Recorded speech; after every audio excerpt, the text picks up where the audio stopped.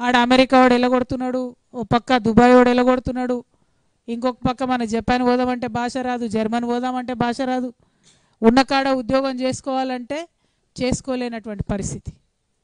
ఆలోచించుకోవద్దా? ఇప్పటికన్నా మనం ఏం చేసుకోవాలని ఆలోచించుకోవద్దా? డెఫినెట్గా ఒక విప్లవాత్మకమైనటువంటి ఆలోచన రావాల్సిన సందర్భం తెలంగాణలో భారతదేశంలో వచ్చింది. ఇంకెన్ని రోజులు డిపెండ్ అవుతాం? ఆ దేశానికో ఉద్యోగం చేస్తాం, ఈ దేశానికో ఉద్యోగం చేస్తాం. నేను ప్రపంచం అంతా చుట్టి వచ్చినటువంటి వ్యక్తిగా చెప్తా ఉన్నా. ఆషామాషిగా సరదాకు పోలే వరల్డ్ టూర్కి. నేను వైస్ ప్రెసిడెంట్ ఆఫ్ ఇండియా గారితో అనేక దేశాలు తిరిగి వచ్చినాం, లోక్సభ స్పీకర్ గారితో అనేక దేశాలు తిరిగి వచ్చినాం.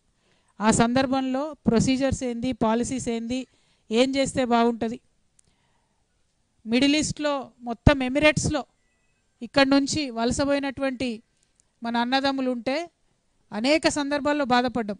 చిన్న దేశం ఫిలిప్పీన్స్ లాంటి దేశం ఎమిరేట్స్ని డిక్టేట్ చేసి మినిమం పే పాలసీ పెట్టింది, మినిమం వేజెస్ పాలసీ.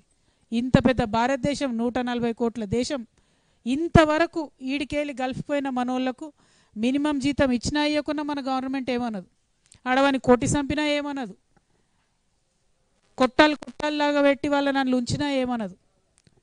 ఒకసారి అయితే దుబాయ్కి పోయినప్పుడు పాపం అక్కడ ఉన్న అన్నదమ్ములంతా ఐరన్ రాడ్స్తోని బతుకమ్మ వేసి డప్పు కొట్టుకుంటా పాట పాడితే ఆగలేక ఏడ్చేసిన నేను అక్కడ. ఏంది పరిస్థితి, ఏంది ఈ ఎండేంది, ఈ దుమ్మేంది, ఇసుకేంది, మనం ఇక్కడ ఉండుడేంది అని. అంటే ఎంత కష్టం చూస్తే, ఎంత దుఃఖం చూస్తే, ఆ దుఃఖంలోంచి, ఆ తపనలోంచి ఉద్యమం చేసుకున్నాం మనం. తెలంగాణ ఉద్యమం మారాలనుకున్నాం. ఎస్, టు అన్ ఎక్స్టెంట్ మారినాయి, డెఫినెట్లీ, నేను కాదనట్లేదు, మారినాయి. కానీ మారాల్సింది ఇంకా చాలా ఉంది. దానికోసం మాత్రం పిడికిలు బిగించి ఉద్యమం చేయకపోతే ఎవరు వినరు, విస్తరాకేసి ఎవరు వడ్డించి పెట్టరు. సమాజం బాగుండాలంటే, ఆ బాగుండడంలో మనందరం ఉండాలనుకుంటే పిడికిలు బిగించి కొట్లాడాల్సిందే. ఇవాళ సామాజిక తెలంగాణ రావాలంటే ఎందుకంటున్నా, 50% ఉన్నామబ్బా మేము లేడీస్, ఆడోళ్ళం. ఎక్కడున్నాం? 50% మంది ఉన్నామా? మీకు అధికారంలో కనపడుతున్నామా ఎక్కడన్నా?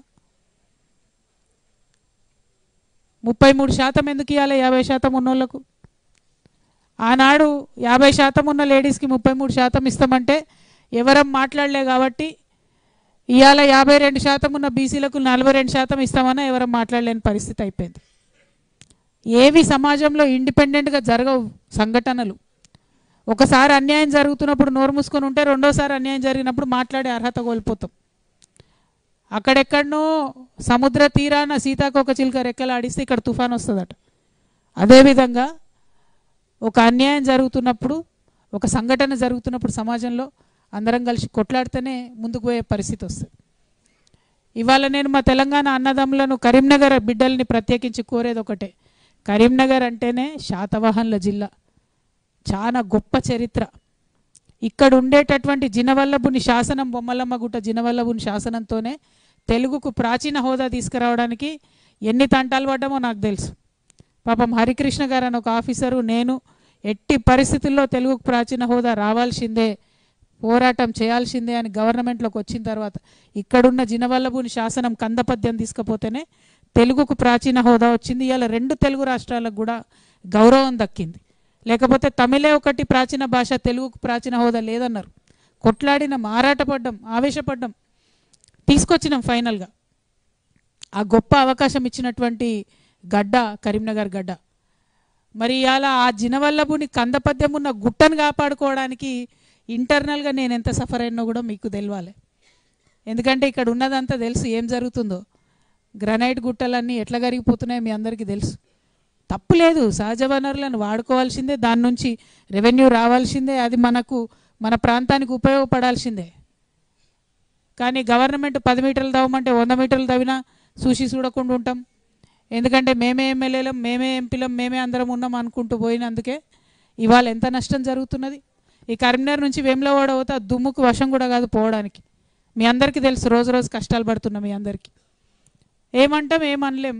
ఎందుకంటే ఇక రకరకాల బంధనాలు వచ్చినాయి, వాటిలో జోలికి పోతే నేను బాగుండదు, వ్యక్తుల పేర్లు చెప్తే బాగుండదు. కానీ ఇప్పుడు కూడా నేను కోరేది ఒకటే, ఇక్కడ ఉండేటటువంటి గ్రనైట్, ఇక్కడ ఉండేటటువంటి రాబడి వచ్చేటటువంటి మార్గం, ఎందుకంటే అంతకుముందు ఉమ్మడి కరీంనగర్ జిల్లా అంటే మీకు సింగరేణి ఉంటుండే ఆదాయం వస్తుండే. ఇవాళ ఆదాయం వచ్చేటటువంటి ఏకైక మార్గం గ్రెనైట్. సీనరేజ్ ఉంటే ఏదైనా డెవలప్ అవుతుందేమో అంటే, కానీ అసలు ఏ రోడ్డు చూడండి. నిన్న మేము అన్ని చోట్లకు పోయినాం. రావడమే మేము హుజురాబాద్కు పోయినాం, మానకొండూరు పోయినాం. ఎక్కడ ఏ రోడ్డు చూడండి దారుణమైన పరిస్థితి. మరి ఎందుకుందో ఈ పరిస్థితి ఒకసారి మనం ఆలోచన చేసుకోవాలి. ఇవాళ కేంద్రంలో ఉండేటటువంటి బీజేపీలో ఉన్నటువంటి బండి సంజయ్ అన్న కూడా మరి ఒక బ్రిడ్జ్ వచ్చింది చూసినా నేను, రాంగా పోంగా ఆడనే 20 నిమిషాలు ట్రాఫిక్ ఆగే పరిస్థితి. ఎందుకు పూర్తయితే లేదు? అన్నయ్యాల మినిస్టర్గా కూడా ఉన్నారు, 7 ఏళ్ళు అవుతుంది.